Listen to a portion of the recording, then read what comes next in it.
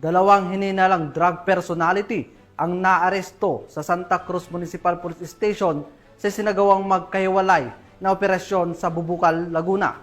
Ang report mula kay Patrolwoman Priscil May Urbano. Tinatayang humigit kumulang 500k halaga ng hinihinalang shabu ang nasabat sa dalawang drug personality sa isinagawang magkahiwalay na bypass operation ng mga operatiba ng Santa Cruz Municipal Police Station nito lamang ika-6 ng Agosto taong kasalukuyan. Kinilala ang mga suspect na sina alias Nino, residente ng Santa Cruz, Laguna, at si alias Jane, isang high-value individual mula naman sa Bay, Laguna.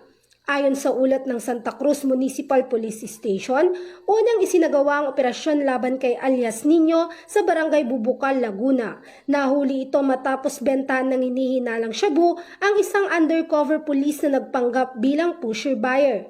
Nasamsam mula sa kanya ang 3 sachet ng hinihinalang shabu na tumitimbang ng humigit kumulang 36 na gramo na may standard drug price na 244,800 pesos. Na-recover din ang ginamit na bypass money at isang coin purse. Samantala sa iwalay na operasyon sa Barangay Duat, Santa Cruz, naaresto si alias Jane matapos rin bentahan ng iligal na droga ang nagpanggap na pusher buyer.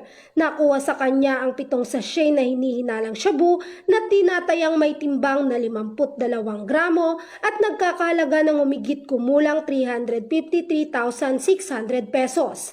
Kasama ang bypass money, isang coin purse at isang cellphone. Ang dalawang suspect ay kasalukuyang nasa kustodiya ng Santa Cruz Municipal Police Station habang inihahanda ang mga kaukulang dokumento para sa pagsampa ng kasong paglabag sa Republic Act 9165 o Comprehensive Dangerous Drugs Act of 2002. Mula dito sa PRO Calabarzon, ako ang inyong Police News Network Correspondent, Patrolwoman Priscil May Urbano, alagad ng batas, tagataguyod ng balitang pulis.